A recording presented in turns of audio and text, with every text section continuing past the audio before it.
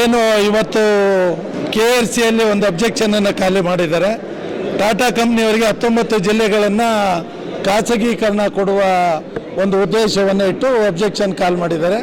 ನಾವು ಇಡೀ ರಾಜ್ಯಾದ್ಯಂತ ಏನು ಈ ಖಾಸಗೀಕರಣಕ್ಕೆ ಅಬ್ಜೆಕ್ಷನ್ ಕರೆದಿದ್ದಾರೆ, ನಾವು ನಾಳೆಯಿಂದ ನಮ್ಮ ರಾಜ್ಯದ ಎಲ್ಲ ವಿದ್ಯುತ್ ಗುತ್ತಿಗೆದಾರರು ಪ್ರತಿ ಹಳ್ಳಿ ಮತ್ತು ಗ್ರಾಹಕರನ್ನ ಭೇಟಿ ಮಾಡಿ ಜಾಗೃತಿಯನ್ನು ಮೂಡಿಸುವ ಮುಖಾಂತರ ಖಾಸಗೀಕರಣದಿಂದ ಏನೇನು ತೊಂದರೆಗಳಾಗ್ತದೆ, ಸರ್ಕಾರದ ಸವಲತ್ತುಗಳು ಸಾಮಾನ್ಯ ನಾಗರಿಕನಿಗೆ ಸಿಗೋಲ್ಲ, ಹಾಗೆ ಏನು ಯಾವುದೋ ಒಂದು ಇಂಟೀರಿಯರ್ ವಿಲೇಜ್ ಇರ್ತದೆ, ಆ ವಿಲೇಜ್ಗೆ ವಿದ್ಯುತ್ ಸಂಪರ್ಕವನ್ನು ಕ್ರೋಸ್ ಟುಗೆದರ್ ಇನ್ವೆಸ್ಟ್ಮೆಂಟ್ ಮಾಡಿ ಖಾಸಗೀಕರಣದವರು ಮಾಡಲ್ಲ.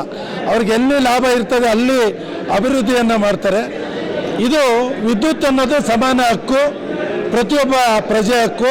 ಆದ್ದರಿಂದ ಖಾಸಗೀಕರಣ ಮಾಡೋದ್ರಿಂದ ತೊಂದರೆ ಆಗ್ತದೆ. ಮತ್ತು ಈ ವಿದ್ಯುತ್ ಇಲಾಖೆ ಏಷ್ಯಾದಲ್ಲೇ ಫಸ್ಟ್ ಕರ್ನಾಟಕದಲ್ಲಿ ವಿದ್ಯುತ್ ಬಂದಿರೋದು. ಸುಮಾರು 100 ವರ್ಷ ಇತಿಹಾಸ ಇದೆ. ಈ ಒಂದು ದೊಡ್ಡ ಜಾಲವನ್ನು ವಿದ್ಯುತ್ ಜಾಲವನ್ನು ಮಾಡೋಕ್ಕೆ ಲಕ್ಷಾಂತರ ಕಾರ್ಮಿಕರು ಬಲಿದಾನ ಆಗಿದೆ. ಏನು ಇವತ್ತು ವಿದ್ಯುತ್ ಇಲಾಖೆ ಇದು ನಮ್ಮ ರಾಜ್ಯದ ಪ್ರತಿಯೊಬ್ಬ ಪ್ರಜೆಯ ಒಂದು ಹಕ್ಕು ಅಂತ ನಾವು ಜಾಗೃತಿ ಮಾಡಿ ಅಬ್ಜೆಕ್ಷನ್ ಹಾಕ್ಸ್ತೀವಿ. ಹಾಗೆ ಸಂಪೂರ್ಣವಾಗಿ ಕರ್ನಾಟಕ ರಾಜ್ಯ ಅನುಮತಿ ಪಡೆದ ವಿದ್ಯುತ್ ಗುತ್ತಿಗೆದಾರರ ಸಂಘ ಇದನ್ನು ಖಂಡಿಸುತ್ತೆ. ಒಂದು ವೇಳೆ ಖಾಸಗೀಕರಣವನ್ನು ಮಾಡಿದರೆ ಬೃಹತ್ ಹೋರಾಟವನ್ನು ನಾವು ಈ ರಾಜ್ಯದಲ್ಲಿ ಹಮ್ಮಿಕೋತಾ ಇದ್ದೀವಿ. ಅದಕ್ಕೋಸ್ಕರ ಇವತ್ತು ನಮ್ಮ ಇಡೀ ರಾಜ್ಯದ 31 ಜಿಲ್ಲೆಯ ಪದಾಧಿಕಾರಿಗಳು ನಮ್ಮ ಹಿರಿಯ ಮುಖಂಡರುಗಳನ್ನ ಕರೆದು ಸಭೆಯನ್ನು ಮಾಡ್ತಾ ಇದ್ದೀವಿ.